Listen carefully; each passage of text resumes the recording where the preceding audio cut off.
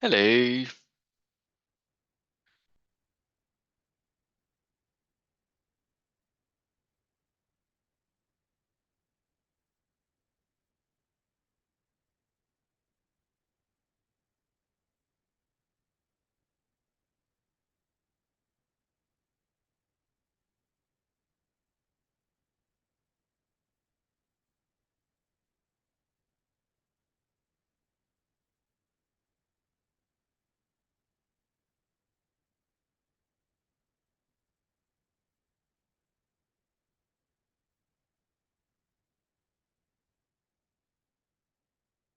Right, we're about to start. Give me a moment.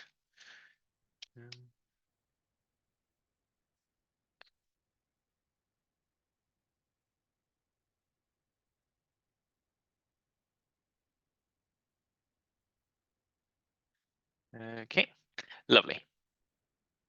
Just some last minute changes and lovely.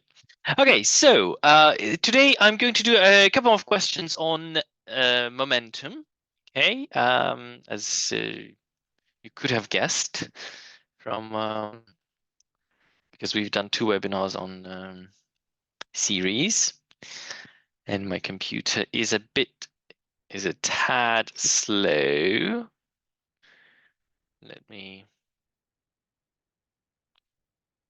Okay, screen 2. Indeed.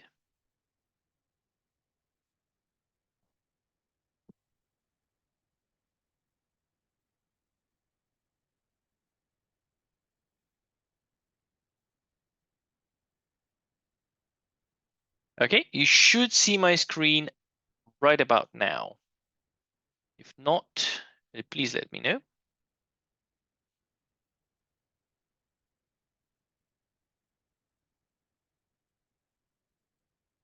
If not, please let me know.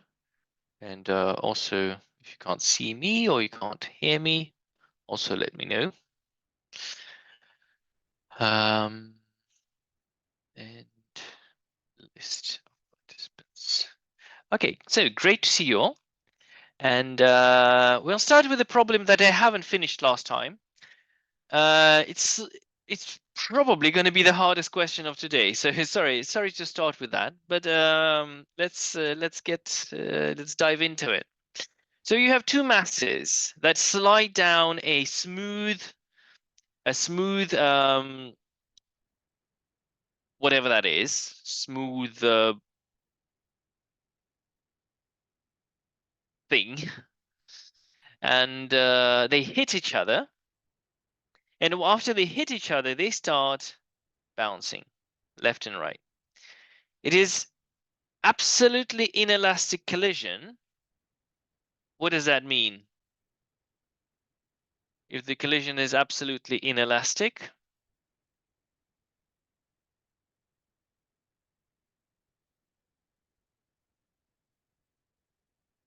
so perfectly inelastic,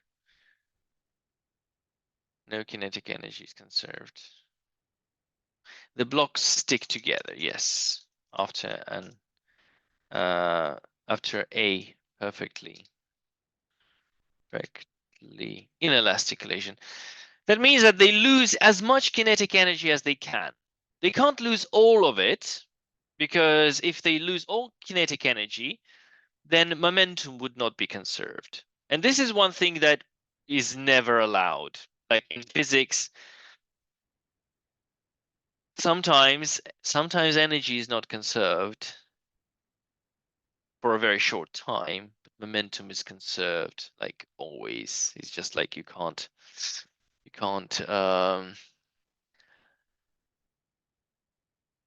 go without momentum. Well, yeah, sometimes energy is not conserved. Like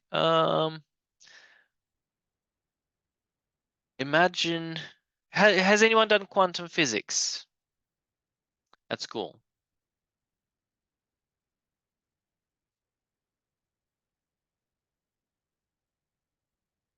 Okay, so imagine a photon. So a photon of light is traveling from, well, let's say, well, the let's say it's a cosmic background radiation. It's just a photon of light. And let's say it's a blue photon traveling through the universe.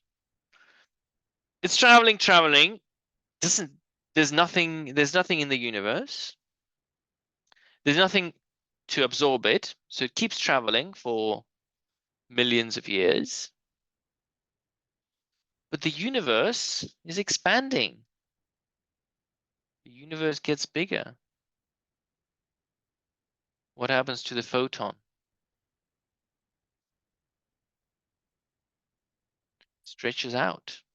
And now it is a green photon or a red photon. Yeah. As the universe expands, the photon also expands. And the wave, so energy, it was hc over hc over lambda, which is the same as hf. But if the wavelength increases, energy goes down. So energy is not conserved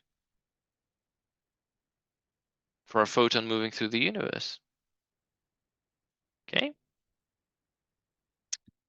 That's just an interesting fact. Well, interesting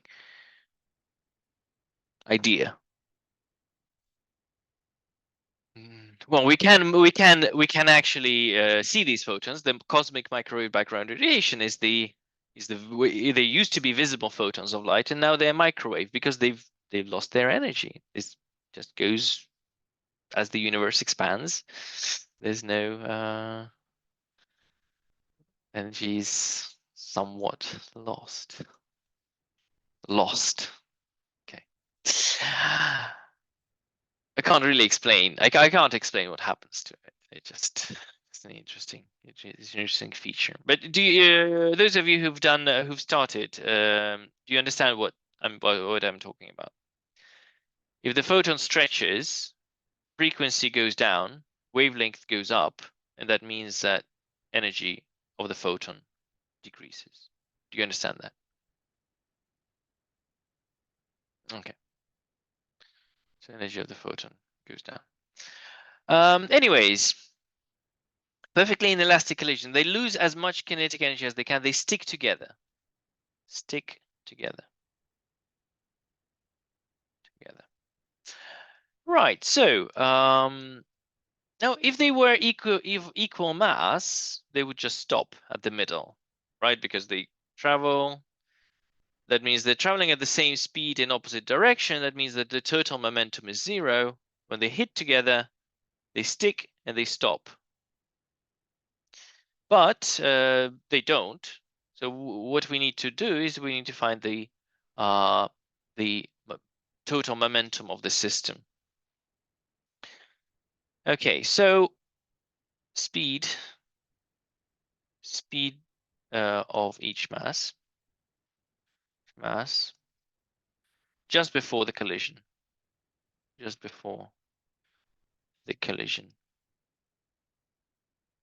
Well, we have a conversion of energy. We have from mgh turns to half mv squared.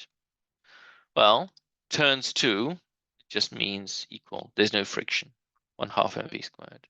So m cancels, and we have v equals 2 gh, and h is r, of course. 2 gr square root. So that's the velocity of each mass.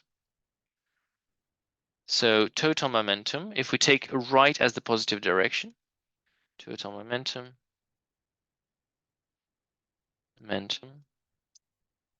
is m square root 2 gr minus m1 2 gr. which is going to be m minus m1 square root 2gr. That's the total momentum. So we can find the total energy, total kinetic energy. Do we want the total kinetic energy? Yeah,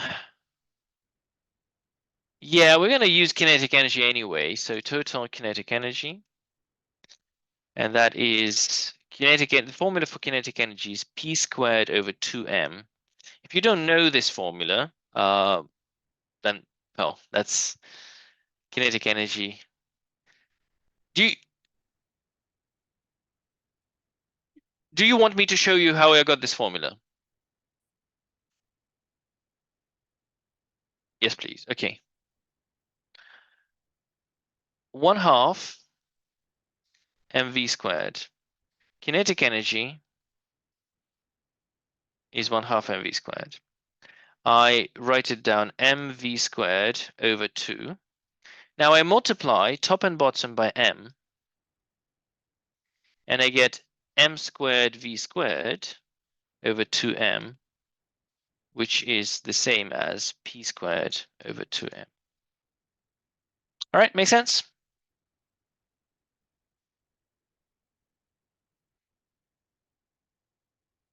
Any confusion? Any misunderstanding of what I'm doing? I take the formula for kinetic energy and multiply top and bottom by m. I get p squared divided by 2m. So this is another formula for kinetic energy. And you can substitute that. P squared over 2m, so m minus m1 squared multiplied by 2gr. That's the momentum. That's p. Divided by 2m. 2m, but m is m plus m1. Ooh, interesting. We have minus in here, we have plus. Okay. 2 cancels. And you get gr m minus m1 squared m plus m1. Now, please notice that the answer wouldn't be, I assumed that we're moving to the right. We're assuming that m1 is greater than m1. M is greater than m1. But it doesn't matter because you're subtracting, it's just, the difference is squared. So either way, it's going to be a positive value. So that doesn't affect the answer. Angular amplitude. Well, what do you think it means?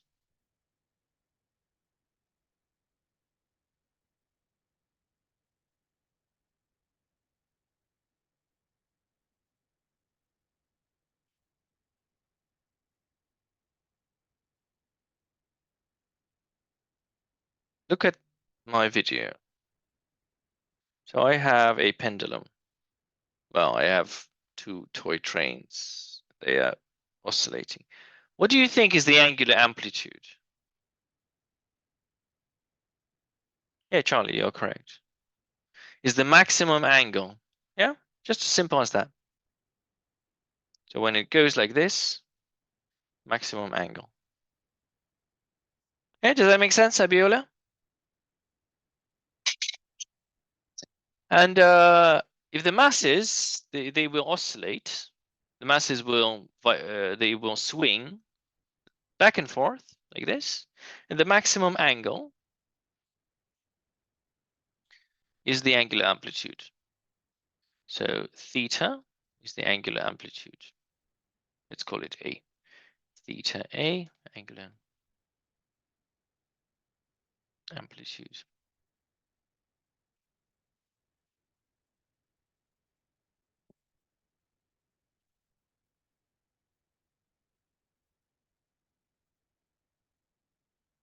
Okay. Now, that's the total kinetic energy. And now, when the masses reach the maximum displacement, they will rise above they will rise above the level. They will be higher than they were initially. So we are interested in this change in height. Change in height. And if this is R, and this side, the adjacent side, is R cos theta, then delta H is R, is radius, minus R cos theta. This is an important. So this side is, this is R. Now, if it swings, now it is in this position. And if you draw this, this is going to be R cos theta. R cos theta. And the change in height, delta H, is R minus R cos theta. Does everyone understand this? How I got delta H? How I got the expression for delta H? Is there anyone who doesn't?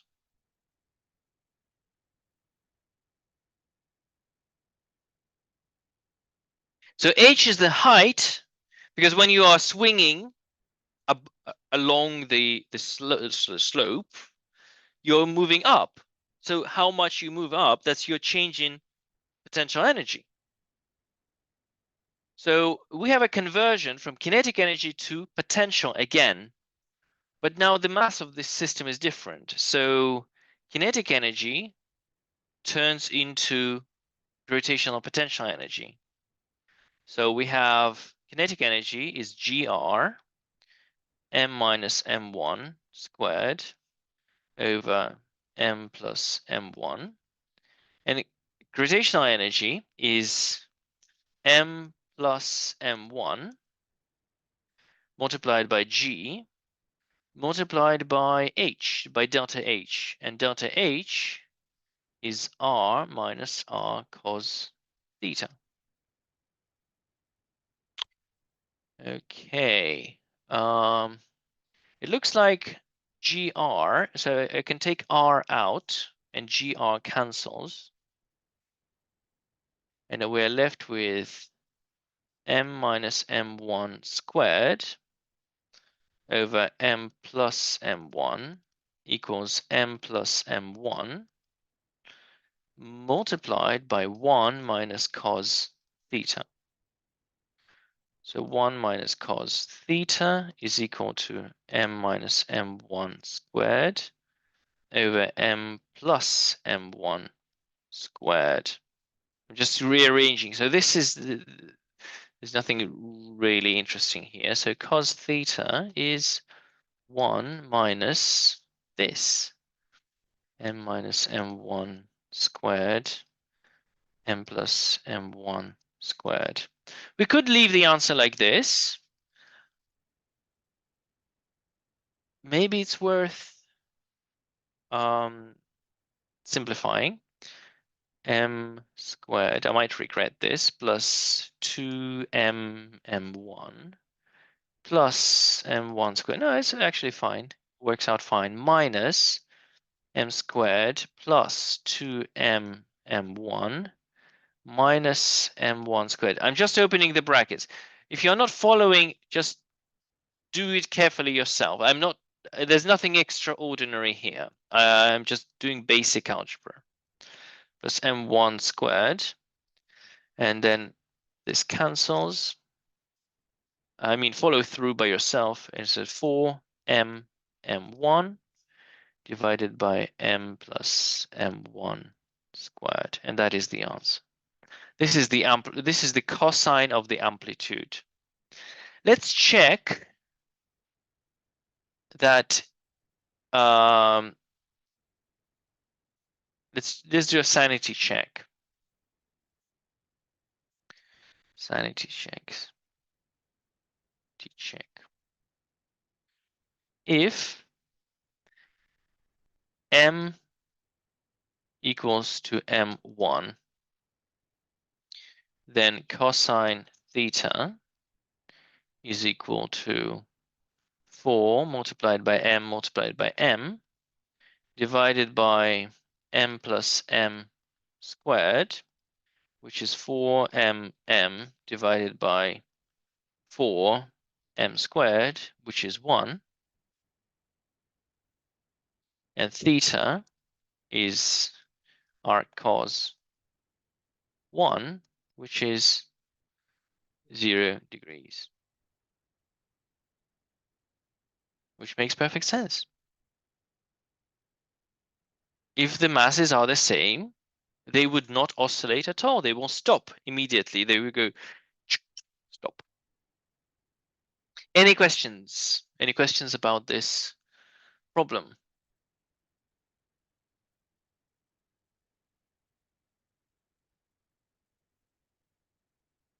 So just walking through, using conservation of momentum, I found the speed of each mass.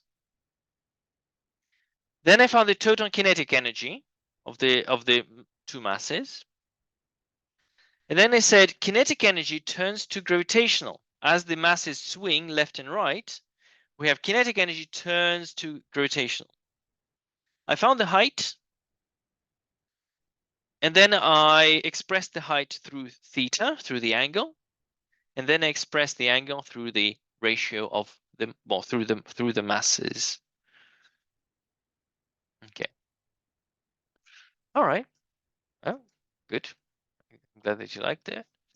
So the next problems are simpler. Mostly. Well, definitely simpler.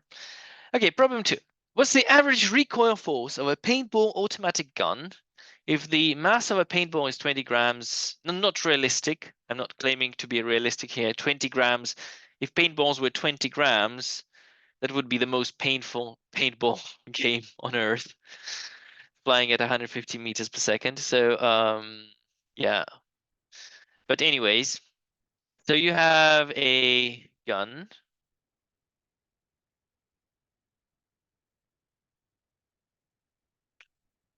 And it shoots paintballs.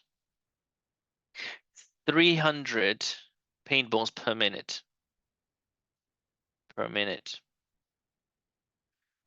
Balls per minute, and the velocity of 150 meters per second.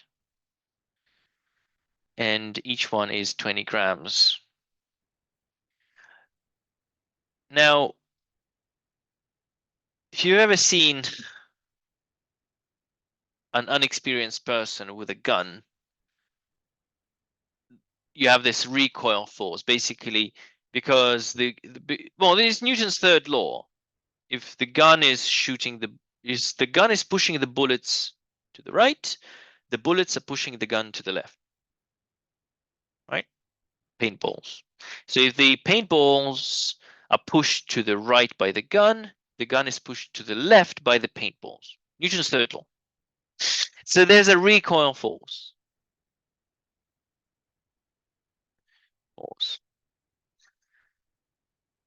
And yeah, but we know there's another way of writing Newton's second law. Newton's second law can be written as F is equal to delta P divided by delta T. How do they get that? Well, F equals ma, which is m change in velocity divided by change in time.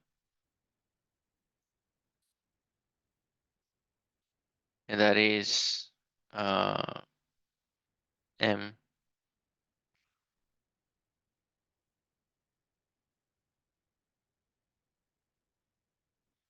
well, m delta v, that's change in m delta v, that's change in velocity, delta t.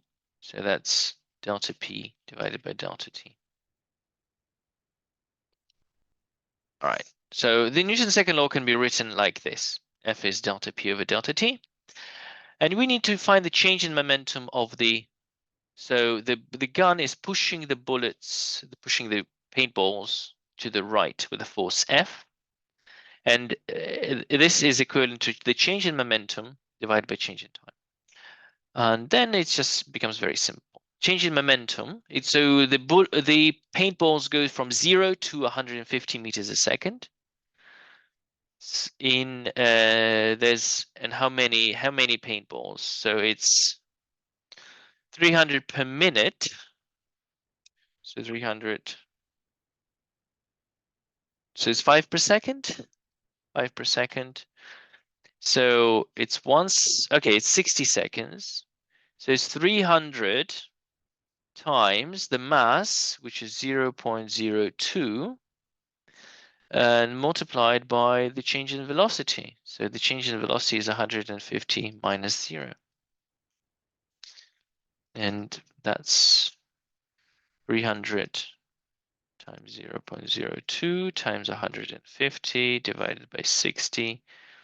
So that's 0.1. So it's 15 newtons.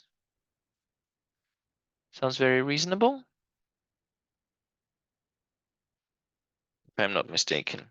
If my mental maths is any good. Yeah, 15 newtons. That's the force. This force is 15 newtons. And this force is also 15 newtons, because it has to be, according to Newton's third law.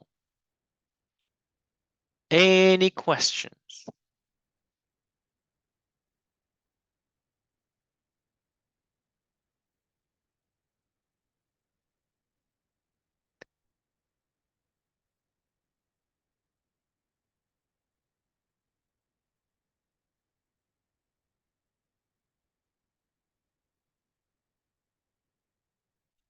Well, no.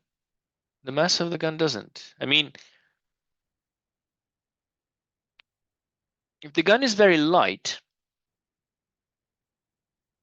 a 50 Newton force would cause it to fly very quickly and damage you.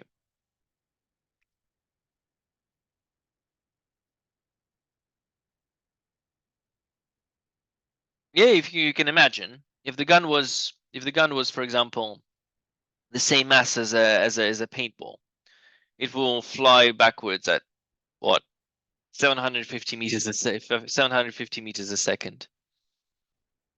That would probably be one very fatal gun. So guns are designed to be heavy in order that the recoil force doesn't cause them to accelerate into your shoulder. Okay, so the heavier the gun is, the smaller the acceleration of the gun. So the smaller the thing. So yeah, it doesn't matter. Because the question is the force. The question is not what's the recoil speed. Yes, and the recoil speed would be different depending on the mass of the gun. Okay, does that make sense? Did I say something confusing or?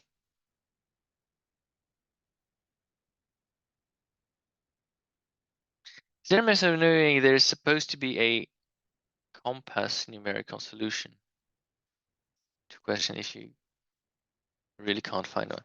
If you can't find a numerical solution, give the solution in letters,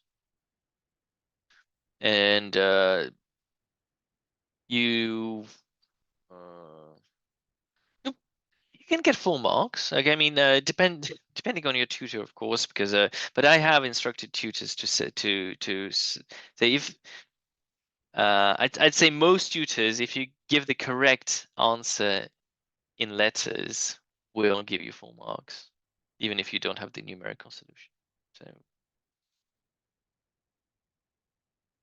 the important one is the algebraic expression at the end. How much fuel per second should a rocket of mass 10,000 kilograms use if it's hovering above the surface of the Earth? The gas is expelled at 600 meters a second. So what do we have? We have a rocket. A rocket is, well, I don't know, could be one of Elon Musk's rockets landing. When it's coming to land, you can almost say that the speed is 0. When it's just about to land, the speed is 0. So it's shooting out gas from the back, and the rocket is 10,000 kilograms, and the gas is expelled at 600 meters a second. You can assume that the rocket is stationary, meters per second, and yeah. So how much gas per second? How much fuel per second should it be using? These calculations are used to predict how much fuel a rocket needs, depending on the length of the flight, okay, and the mass of the rocket. Okay, so the rocket pushes the fuel down, just like the previous question. The rocket pushes the fuel down with force F, and the fuel pushes the rocket up with also force F, same force. Now, on the rocket, there's a gravitational force, mg, so F has to be equal to mg. For the rocket, force has to be equal to mg in order for it to hover. For the fuel, we can write F is delta P divided by delta T, because the rocket is not accelerating, but the fuel is. So it's m0.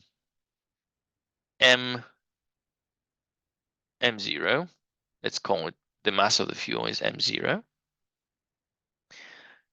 multiplied by delta P. Delta P is u, because it goes from 0 to 600, because we need to change in velocity, so it's u, divided by delta T, and, well, T, time. Okay, but it says per second, so T is 1 second. But these forces are equal because of Newton's third law.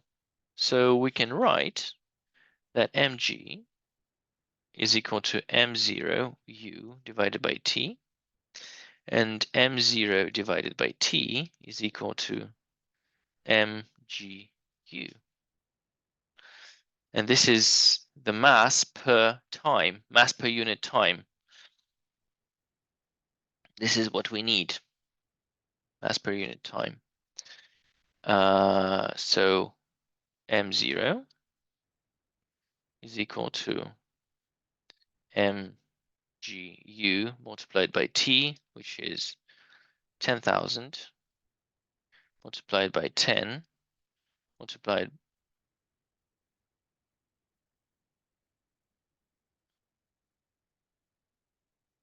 That doesn't make any sense. Okay, mg over u, of course.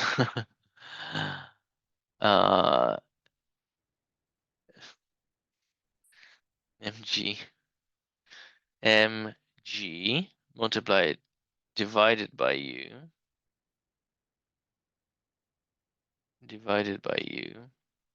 multiplied by t divided by 600 multiplied by t, which is 1 second.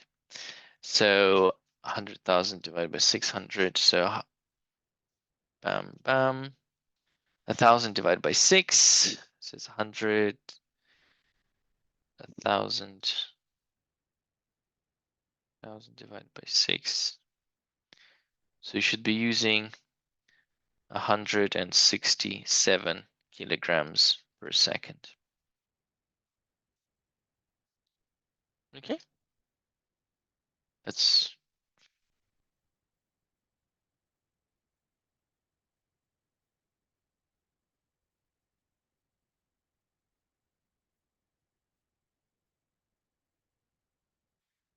But yeah, you can, whenever I say rate of something, how much fuel per second, what your mass, if you're doing mass per second, that's going to be mass over time. If you're doing energy per second, it's going to be energy over T. Here, what's the rate of energy? What's the rate of whatever? Rate is, well, technically rate is the derivative, but because it's a constant value. Sorry, yeah, because it's a constant force, you can see.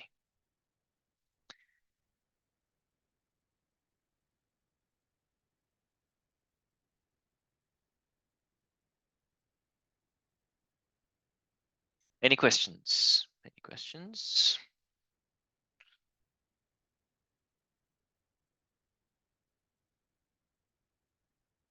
Ooh, problem 5. I love it. Problem 6.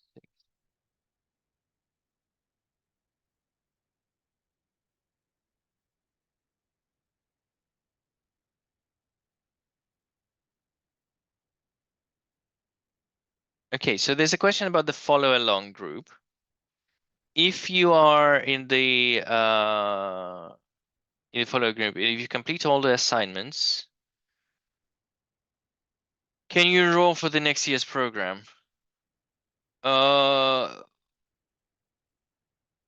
We will need to check your assignments, but yeah, I don't see why not. I mean, if they are of good quality, by all means, yes, we will accept you to year 13. You will, at the end of the year, we will look at the assignments. Yes, I'm not. You won't.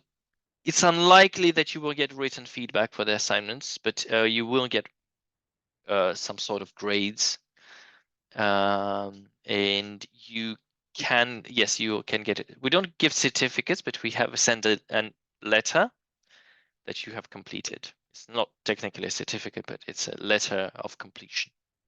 So do contact us at the once you've done everything. It's yeah, and just make sure you get a reply. You can email me directly. I don't believe there will be many people like you, so I can deal that. I can deal with that on an individual basis. So if you do complete, if you're in there follow along and you complete everything, please do send it. Right, a ball of mass 200 grams hit the floor at 5 meters a second and jumped to 46 centimeters. What is the change of momentum during the collision? So okay, so you have the ground, and you have a ball that hits the ground at 5 meters a second, and then jumps up to about 46 centimeters. What is the change in momentum? So we're interested in the change in momentum here. Change in momentum. Well, the initial momentum, P initial, is easy. It's 5 multiplied by 200, 0.2, which is 1 kilogram meter per second.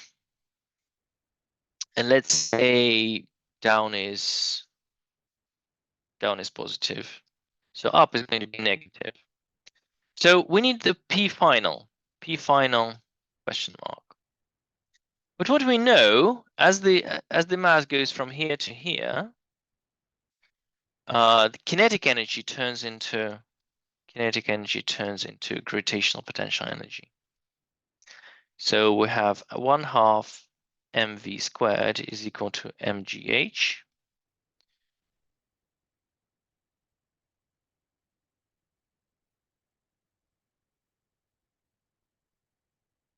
Okay. So m cancels. V is equal to 2gh, square root of 2gh. And momentum, the final momentum, is equal to mass multiplied by square root of 2gh. And this goes with a minus because it's traveling up in the opposite direction of the initial. So down is positive, up is negative, therefore. So the final momentum is minus m, which is 0.2, multiplied by square root 2 times 10 times 0.46. I wonder if that is helpful at all. Square root of 2 times 10 times 0.46. What if I did 9.8? 9.81. Ooh. If I use 9.81, the answer is 3 times 0.2, 0.6. So just for the fun of it, I'm going to use 9.81, 81, and this gives me the answer minus 0.60. Interestingly, kilogram meters per second. So the change in momentum is the final momentum, P final minus P initial, which is minus 0.60 minus 1, which is minus 1.60 kilogram meters per second. All right. Any questions?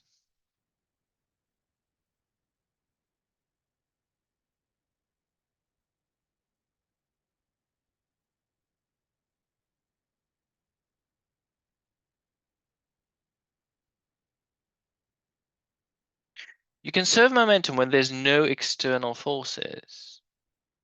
Can you identify an external force in this example?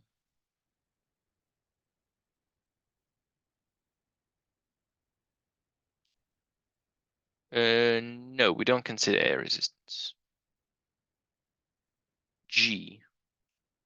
Well, yes, but we're talking about the collision. We're talking about the collision. When we're talking about the collision, G doesn't, mg doesn't play a role, realistically. And air resistance doesn't play a role. We're talking about the very short period of the collision. What's the external force in that? We're only interested in the very brief moment.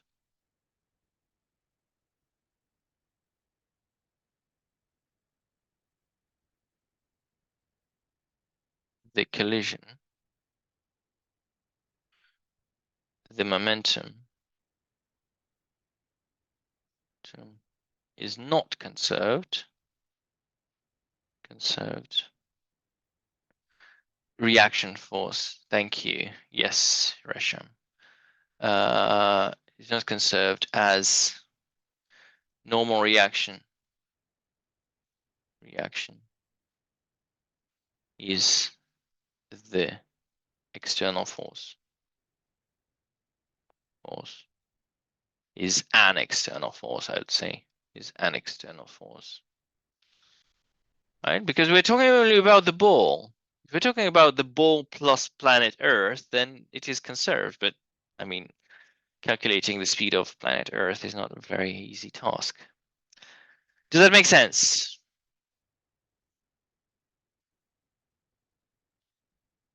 Here, the momentum of the rocket is not conserved because there's an external force, the force from the gas. Well, technically it is conserved because the force from the gas is conserved, is equal to the m2 mg, but the momentum of the gas is not conserved because there's an external force, the F, force from the rocket. If we look about this one, the momentum of the pellets is not conserved because there's an external force, the force from the gun. And here, well, here momentum is conserved well, no, technically it isn't, because they start with zero momentum and they gain momentum as they go down. But there's an external force. The external force is normal reaction. Again, normal reaction force is the external force, plus the gravitational force is an external force. Although that doesn't really play a role, but the normal reaction does. Normal reaction cause force here causes a change in momentum. There's an external force. Okay, so this question, I did it last year and I completely missed the point.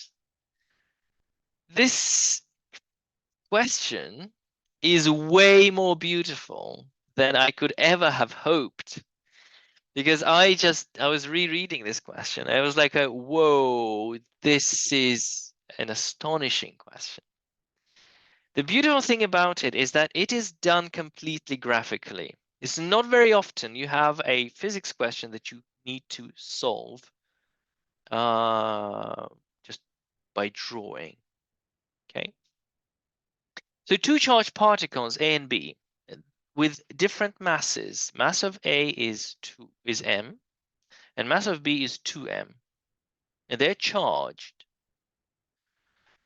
Move with opposite momentums. The trajectory of particle B is drawn. Draw the trajectory of particle A. And it's like, it seems bizarre. Let me just demonstrate what we're talking about. Electric field. Okay.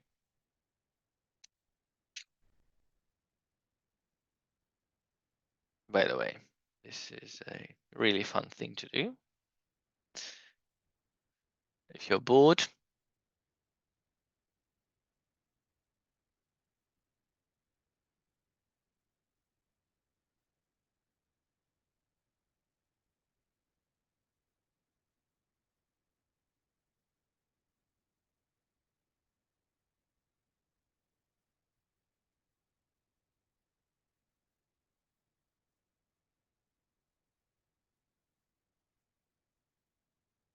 okay, so this is called electric field hockey, and your task is to get this puck, this is a hockey puck, and it's positive, into the goal. So you can do it very simply. You can just put a charge here. This produces an electric field around it, and it will push the puck into the goal. So, bam, perfect. All right, this is just practice. There's difficulty 1, where you need to go around the barrier. So you'd go something like this, perhaps. Take a charge here. Okay. Maybe slightly faster.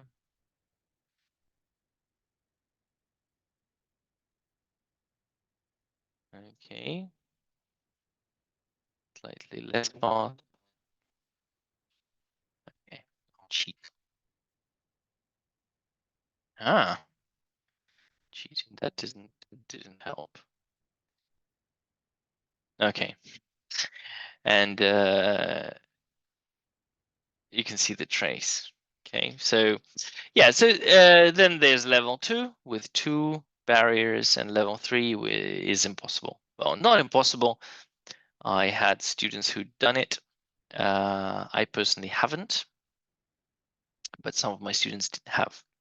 Okay, so let's go back to practice and remove the unnecessary masses. So you can see that if a particle is moving, and there's another particle here. Oh, you can see that it goes like this. Well, it makes sense. If this is positive and this is positive,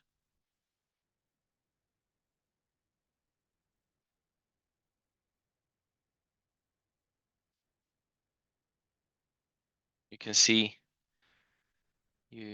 something going on.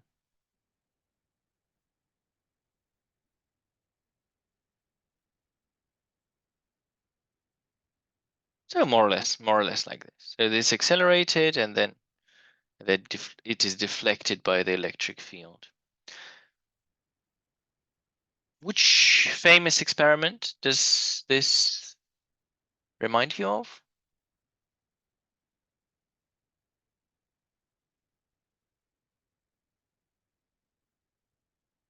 Yeah, the Goldfinger experiment, of course. You have a positive nucleus, a positive alpha particle, which is deflected. So Raghav, is the question, but if asked, would we also consider the fact that the mass of object change objects come out of it? For instance, the mass of the rocket changes the fuel expansion, the mass of the gun changes bullet from fired from it. Yes, true. But you are for the rocket, you're taking a very short time, just 1 second, and because the mass of the rocket is 10,000, and each second it only goes down by 167 kilograms, it's insignificant. If you're talking about several minutes, then you have to take that into account. And we will do that in the differential equations assignment. So yes, we will do that. But the equation quickly becomes differential. So with a exponential solution. So yeah, but okay. So particle B, it follows like this. Now,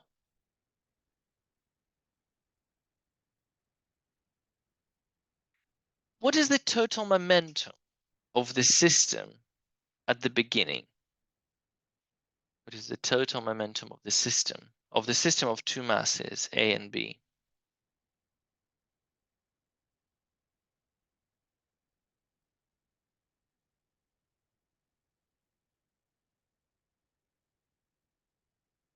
Ooh, yes, the total momentum is 0. And if the total momentum is 0, that means that total momentum is 0. That means that the velocity of the center of mass is 0. Total momentum is 0. Velocity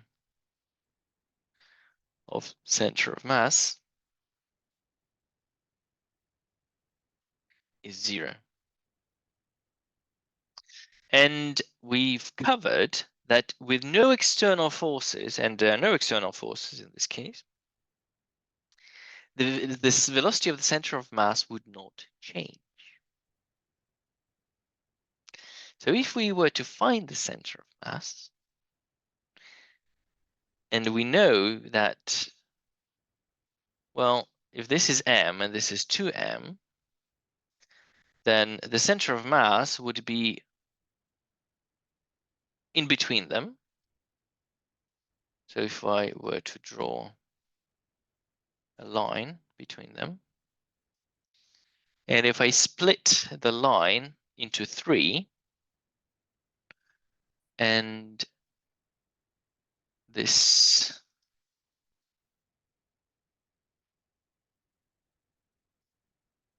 take this,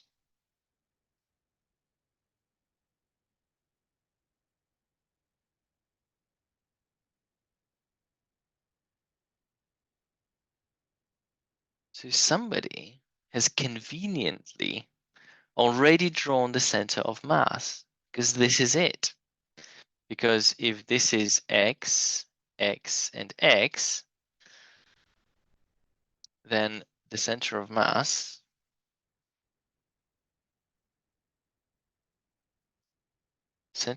is here.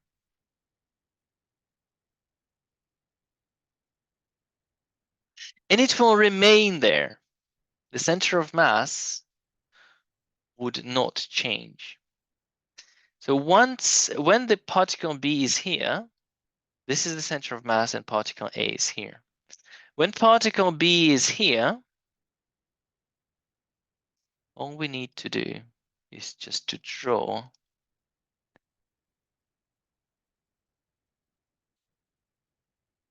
a line like this.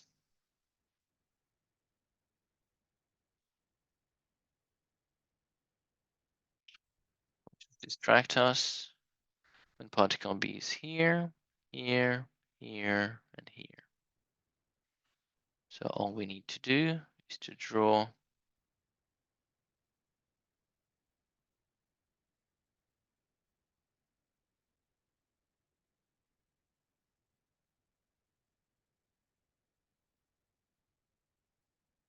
and now just need to measure. Well, I'm going to take a ruler for this one. So I'm taking this distance and then I'm doubling it along the line. So this is 2.3 centimeters. So it's going to be 4.6. 4.6.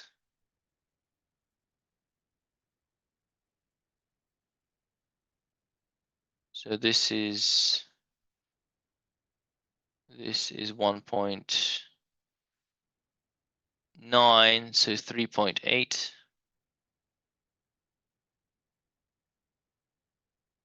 So this is annoying. So 2 and hence 4.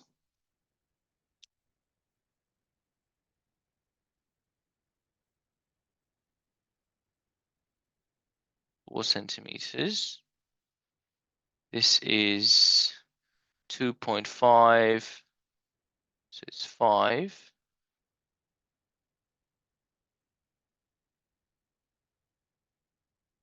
And finally, this is 3, so this must be 6. Okay. So we can draw the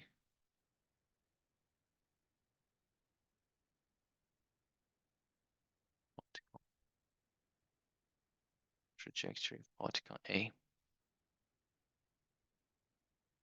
So for every point, I'm doubling the distance from the center of mass because particle A has half the mass of particle B, and that's yeah, that's quite cool.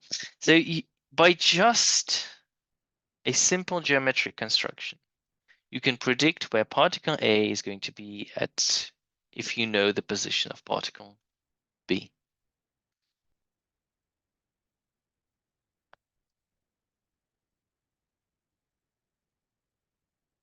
Well, yes, I mean, in a way, it is a graph transformation. It is an enlargement with scale factor -2.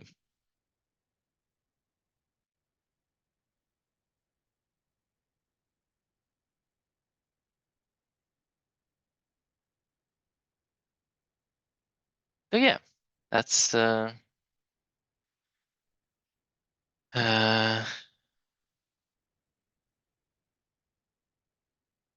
this is not a graph. This is an actual trajectory of an actual particle.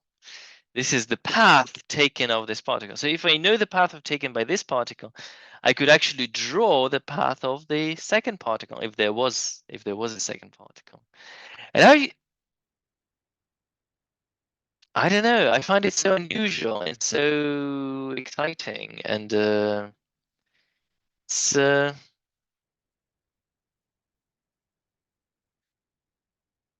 you don't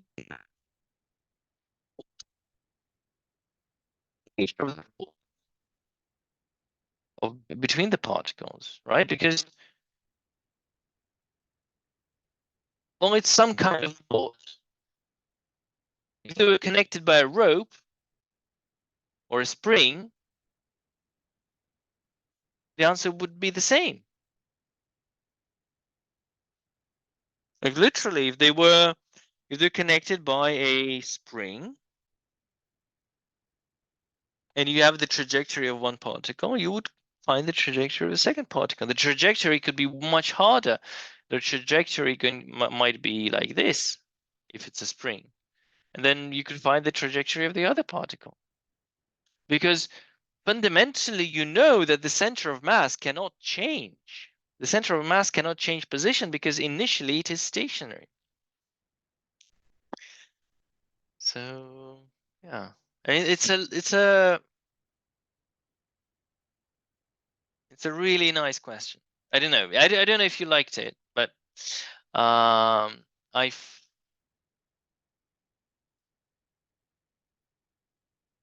was very happy to read this question today and just realizing how deep this question goes.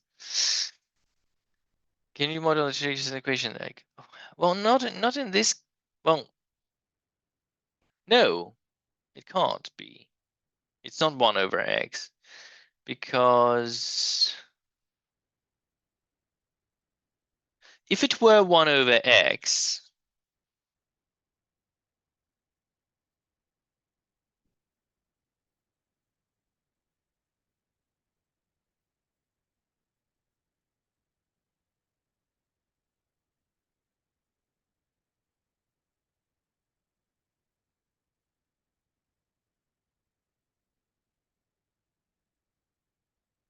well, actually, it could be 1 over x, but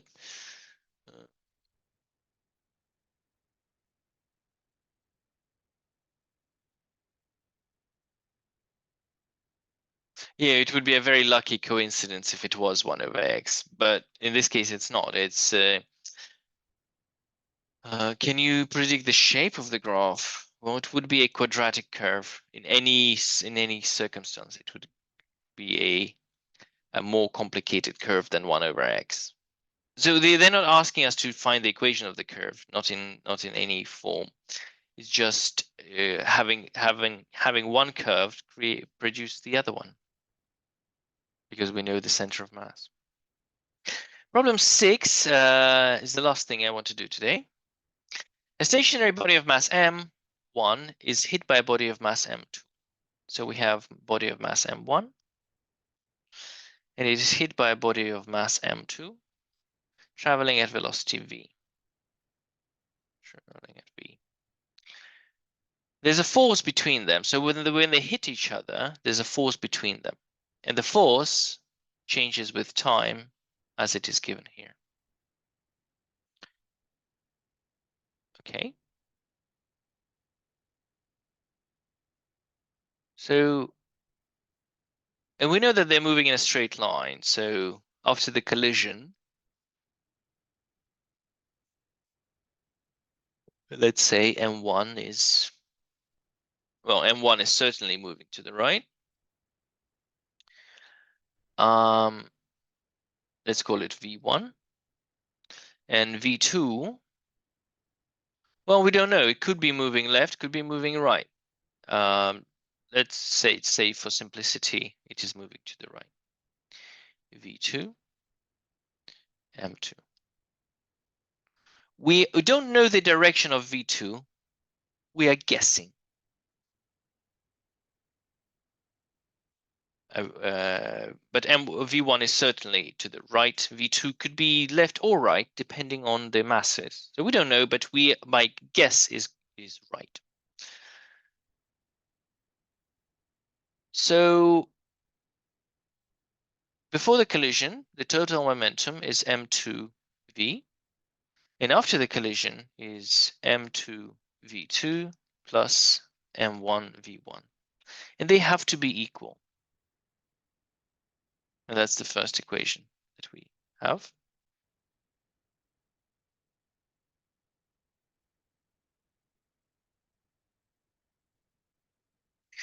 Now, the change in momentum, we know that the change in momentum is equal to the area under the force time graph.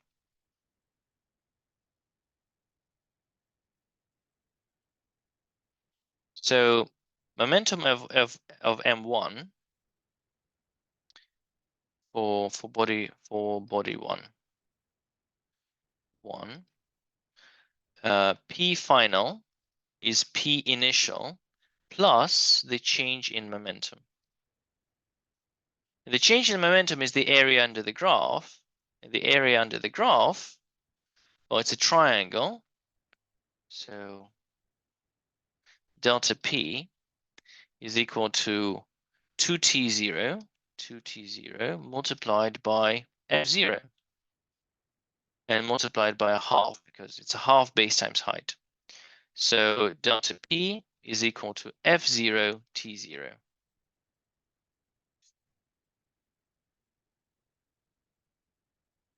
So for body 1, the final momentum is P1 plus delta P, which is 0, plus, because it was stationary, plus F0 T0. And for body 2, the final momentum is the initial momentum minus delta P, because the force is to the left. It causes it to reduce momentum, right? Because it slows down. And that is equal to M2V minus F0 T0. And from here, I can work out that M1V1 is equal to F0 T0. And here, M2V2 is equal to M2V minus F0 T0. And here, so V1 is F0 T0 divided by M1, and V2 is V minus F0 T0 divided by M2. Interestingly, I did not need this expression. I did not need the conservation of I did not need the conservation of momentum. Well, it's kind of is included here. So yeah, that's it. So we found the velocities. So because we have the graph, we can calculate the change in momentum.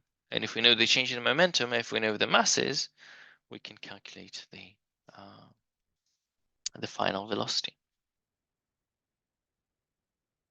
Okay. All right, there was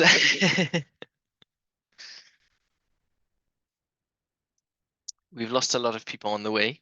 I hope. Right.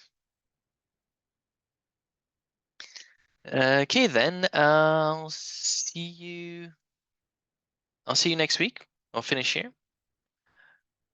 Why did you use the final momentum? Well, because for body 1, delta P is positive, and for body 2, delta P is negative. I use the same delta P for both. Technically, you would have to say delta P1 is equal to delta P2 is equal to minus delta P1. And for body 2, PF is P1 plus delta P2, which is P1 minus delta P1. Yeah, one loses momentum, one gains momentum, because the momentum is conserved.